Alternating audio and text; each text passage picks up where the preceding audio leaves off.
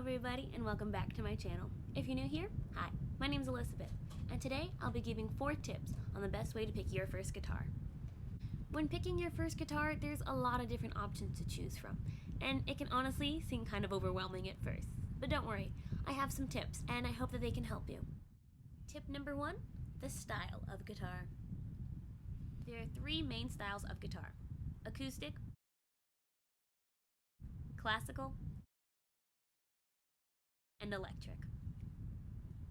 Now you might be wondering, what's the difference? One of the main differences between these 3 guitar styles is the way that the sound is produced.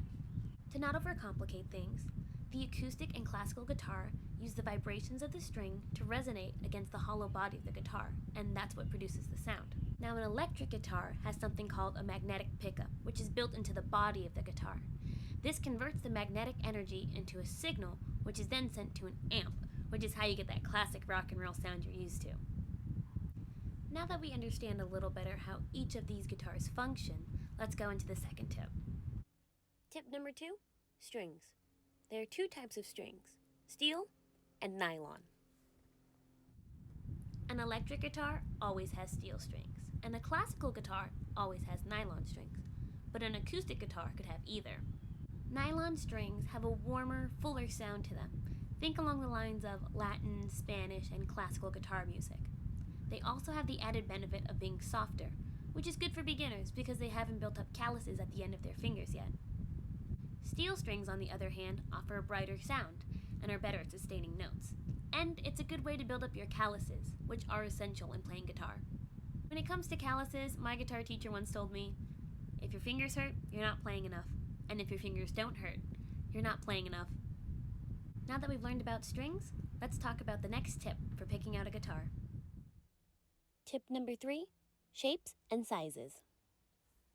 When it comes to the shape of the guitar, there's a lot of varying factors, so let me break it down for you. A classical guitar comes in pretty much one default shape, so you don't have to worry too much there. Acoustic guitars come in a million different shapes. There's concert, grand concert, auditorium, grand auditorium, jumbo, travel, and electric guitars can come in just about any shape you can imagine. But don't worry about it. The shape of the guitar isn't as important in the beginning. What's more important is finding the right size. When I first started learning how to play, I was using a guitar that was way too big for me. I was only 11 at the time, and I'm a pretty small person, so having a full-size guitar was a little overwhelming for me. Typically, I'd say if you're 13 or older, you can use a full-size guitar, but if you're younger than that, maybe start with a 3/4 size, because you want to make sure it fits you just right. When in doubt, try it out. See if you could go to your local guitar store and see what size fits best for you. So far we've covered style, strings, shapes and sizes, and now to our last point. Tip number 4, spending. When I was first learning how to play, I was using a borrowed guitar, and after I saved up some money, I was able to get one from a pawn shop. Your first guitar doesn't need to have a huge name brand attached to it or all the bells and whistles for it to work.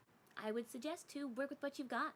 Whether it's old, new, borrowed, or blue like my first guitar was, the most important thing is starting. This tip is more of a suggestion. Whether you want to go out and spend money and buy the best guitar you can or use one that you found in the garage, either one's totally fine. I hope this video was able to help you decide which guitar would be best for you. Remember to like, comment, and subscribe, and follow me on Instagram and Facebook at Lessons by Elizabeth. And hey, if you have any other questions or topics you want me to talk about, put them in the comments down below. And I hope to see you all next week. Bye!